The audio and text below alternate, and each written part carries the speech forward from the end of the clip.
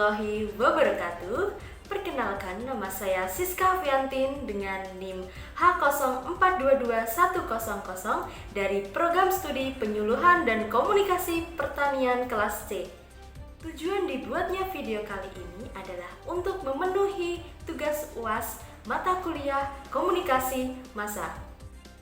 Sebelum kita ke topik utamanya, alangkah baiknya kita bahas sedikit mengenai apa sih hoaks itu. Jadi, hoaks itu adalah berita atau informasi yang tidak benar, atau dengan kata lain, seolah-olah dibuat sesuai dengan faktanya.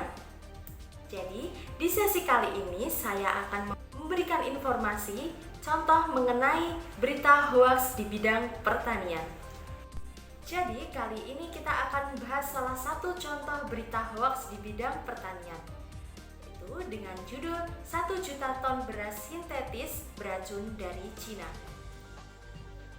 Sebuah video mengklaim soal peredaran 1 juta ton beras sintetis beracun dari Cina di Indonesia. Namun, setelah ditelusuri, video tersebut tidak benar atau hoaks. Narasi yang beredar soal 1 juta ton beras sintetis beracun dari Cina dibagikan oleh akun Facebook. Akun tersebut membagikan video soal ibu rumah tangga di Bukit Tinggi yang diduga keracunan beras sintetis. Berikut adalah cuplikannya. Pemirsa, seorang ibu rumah tangga di kota terkait beras ini, beredar video yang mengklaim peredaran 1 juta ton beras sintetis beracun dari Tiongkok ke Indonesia.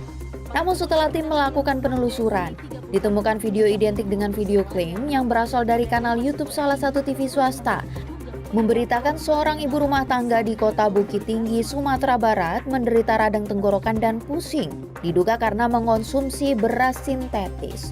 Jadi video dengan narasi peredaran 1 juta ton beras sintetis beracun dari Tiongkok di Indonesia adalah tidak benar atau hoax. Jadi, berdasarkan penelusuran kompas.com, video tersebut identik dengan konten di kanal YouTube Lintas iNews ini yang diunggah pada 2 Oktober 2023. Video itu memberitahukan seorang ibu rumah tangga di kota Bukit Tinggi, Sumatera Barat yang menderita radang tenggorokan dan pusing diduga karena mengkonsumsi beras sintetis.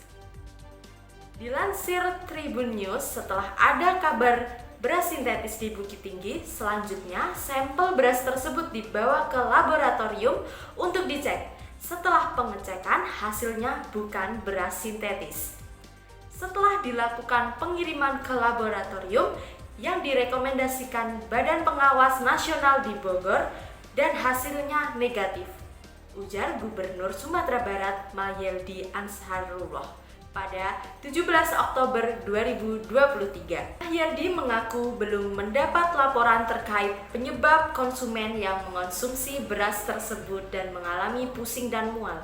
Sementara, seperti diberitahukan kompas.com pada 14 Oktober 2023, Direktur Utama Perum Bulog Budi Waseso sudah meminta Satgas Pangan untuk menindaklanjuti secara hukum soal video beras plastik beracun dari Cina. Menurut Budi, pengawasan ketat dilakukan setiap pengimporan beras. Ia mengatakan tidak mungkin pemerintah mengedarkan beras sintetis. Dari contoh berita hoaks tersebut dapat kita simpulkan, narasi soal 1 juta ton beras sintetis beracun dari Cina adalah hoaks. Video yang beredar memuat pemberitaan soal ibu rumah tangga di kota Bukit Tinggi, Sumatera Barat.